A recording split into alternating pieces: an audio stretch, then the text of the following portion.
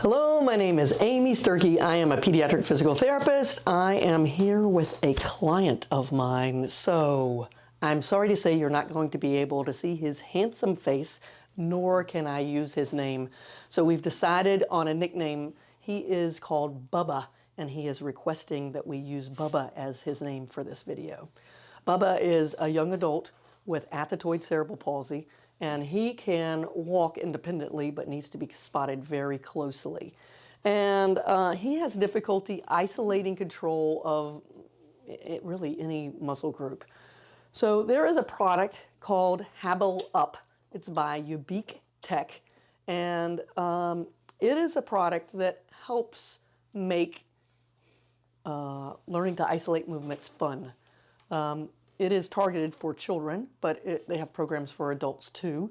And my friend Bubba is willing to help demonstrate how this works. So it comes with 2 sensors that have to be charged before you use, and they connect by Bluetooth to an app on a phone or on iPad or other tablet. And you can do different movements. So the options that they have on here are shoulder, ankle, elbow, wrist, and knee. In a prior video, we did shoulder and wrist. We did elbow and wrist. And now we're going to try shoulder. So here's shoulder. And it has a choice of doing left or right. Now, Bubba has more control of his left arm, so we're going to use the left. It's showing how to put the sensors. One goes on the chest and one goes on the arms.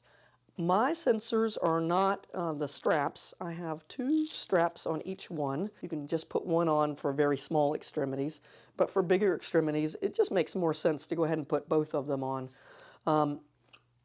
Even with 2 on here, we don't have enough to go around Bubba's chest.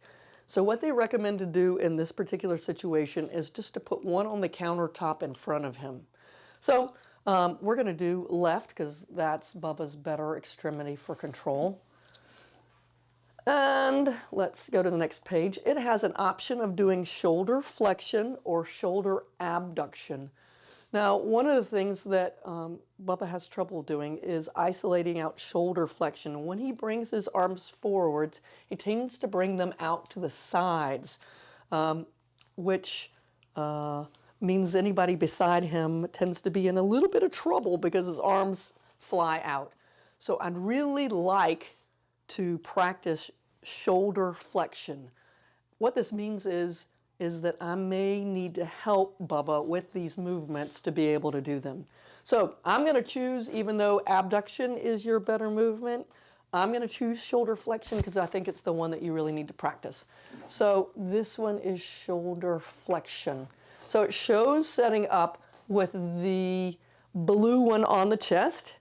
We're just going to put that on the table in front of him, right there. It looks like it's lower, so we're going to put it here. And the green one on the arm. When you put it on the arm, I'm going to make that down. Down, down, down. Ugly. Down, down. Okay. When you put them on, you want to make sure that the asymmetrical light that's on one side, that it's down on the body. So I'm going to put this on your arm, coming through. And I'm going to put it on your upper arm. I'm just going to use the straps to tighten it up. And you want to make sure that once you put it on, that sensor does not move. So you need it fairly tight in a place that you feel like it will not move. Because if you move, it moves after you pass the screen, then it will start acting fairly oddly and will be a little bit frustrating. I have found that the game works better for people who have better motor control than people who have less motor control. All right, when you leave this screen right here, you need to have the joint movement at where you want something to happen. So I want something to happen when he gets his arm flexed this far. So I'm going to hold his arm here while I go to the next screen. So let's move your arm down and move your arm up. Move your down. And what I'm looking at on this screen is, raise your arm up for me. I'm in the danger position because his arm wants to come out and that'll be around my face. So let's try moving up your arm. Ready? Moving it straight up. I see that arrow going up as he goes up. And let's bring it down. And it coming down. I'm noticing there's a lot of extra space, so I'm going to move those endpoints. Let's go up and let's go down. Let's go up and down. All right, that looks about accurate. We're going to play a different game. This mechanic, I think, is a little bit trickier than the mechanic we used in some of the other videos. We're going to try where we get balloons, and when he has his arm up above this height, then he's going to go one direction, and when his arm's below a height, he's going to go another direction. So let's see how this works. I'm going to shorten up the game in duration, and I'm going to allow the music to be on. I am going to physically assist him with this movement because it's tricky. Let's see what happens.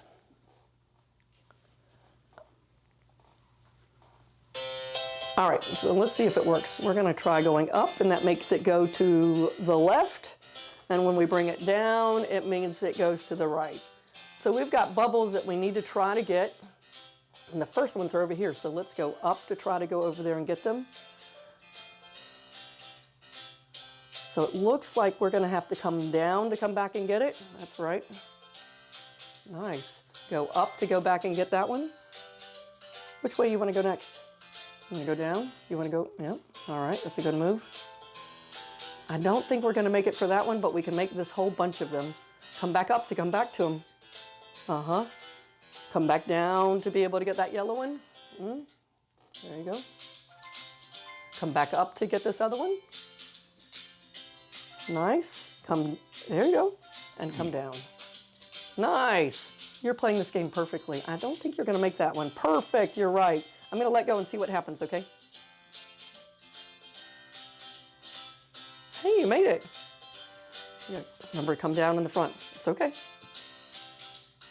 Nice. All right, come back up and get that one behind you.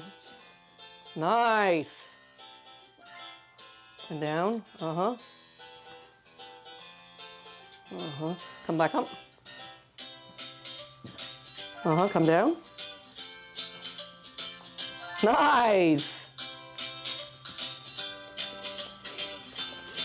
Come down and come back and get it. Nice. There you go. So you can see just within a minute of play how well you did with that. So one of the things I've found is it takes a client who's pretty smart to be able to figure out these games, to understand the concept. He's never played this game before. He's going, no. And to understand that quickly, the concept of you go up and it goes one direction, down goes the other direction, that takes a higher level client. So it kind of restricts for me the kind of client I can use it with, but it is perfect for a client similar to Bubba. On the screen, it has an option where you rate your pain. Did you have any pain? I thought this was an odd question to ask because I thought it was not a pain-inducing activity. But for some therapists, they might work with someone who has a burn and that might cause pain, and some therapists requested this screen so that they could track the level of pain their client was having with inactivity. So we had no pain. It takes you to the next screen, and it says that we did 13 repetitions. You got a score of 16, which is your highest one so far. You did really good at that. Again, you can control the difficulty according to where I set his arm initially. I hope this was helpful for you. Again, I have this on a 30-day trial.